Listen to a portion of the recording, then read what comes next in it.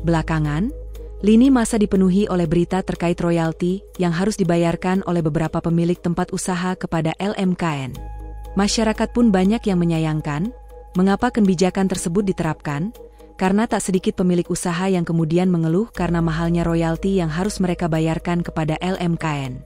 Menanggapi hal tersebut, Ketua LMKN Dharma Uratmangun angkat bicara.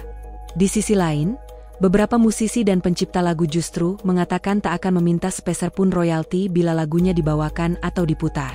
Even kayak lagu PSSI ini, kalau orang tanya gimana tuh lagu Tanah Air, aku belum bicara soal itu.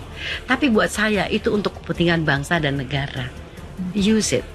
Because orang udah gila sama tuh lagu dan itu udah kayak jadi matadornya PSSI.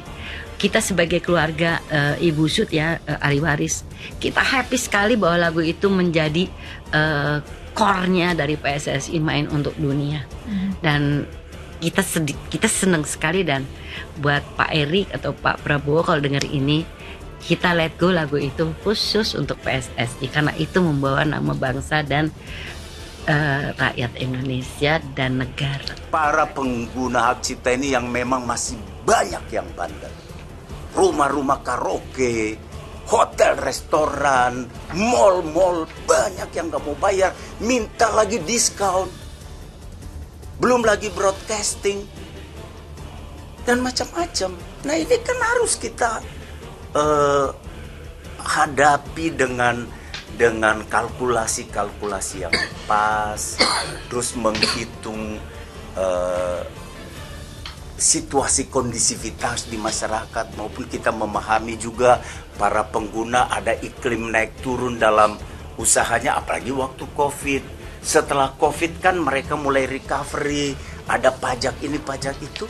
Nah semua itu disesuaikan.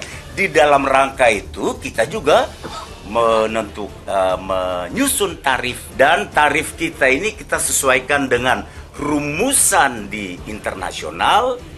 Kita ambil juga dari negara-negara tetangga, ya, seperti Malaysia, kita ambil rujukan, Singapura, Filipina.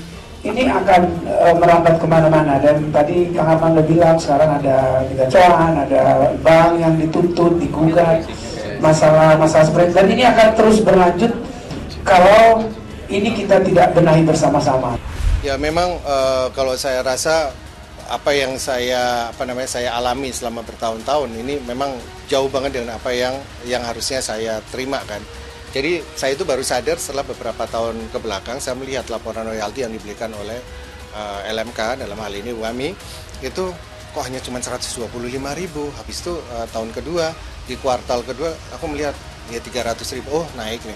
Habis itu tahun berikutnya atau kuartal berikutnya 100.000 lagi. Jadi ini jadi itu saya mulai berpikir, saya ini selama ini saya masih main, masih ngeband. Jadi saya masih dapat imbalan dari konser-konser, dari manggung, terus habis itu dari dari royalti mechanical dari Spotify, dari YouTube segala macam itu kan masih ada. Tapi ketika lihat konser ini nggak mungkin. Kalau umpamanya saya lihat lagu saya dinyanyikan oleh Ari Lasso ini termasuk viral kan, Penjaga Hati. Kok saya cuma dapat 100.000, berarti ada yang salah ini. Nah itulah mulai pertanyaan saya. Ternyata setelah saya telusuri, ternyata memang sistemnya tidak berjalan seperti apa yang harusnya sesuai yang diamanatkan oleh Undang-Undang Hak Cipta. Jadi si LMK ini harusnya dia bilang, oke, maaf, sistem kami salah. Kami akan memperbaiki sistem kami dan kami akan mengundang asosiasi komposer. Kami ini asosiasi loh, bukan cuma kelompok pencipta yang berkumpul jadi satu, enggak, kita ini asosiasi. Jadi harusnya kita diundang, diajak untuk bicara gimana sih.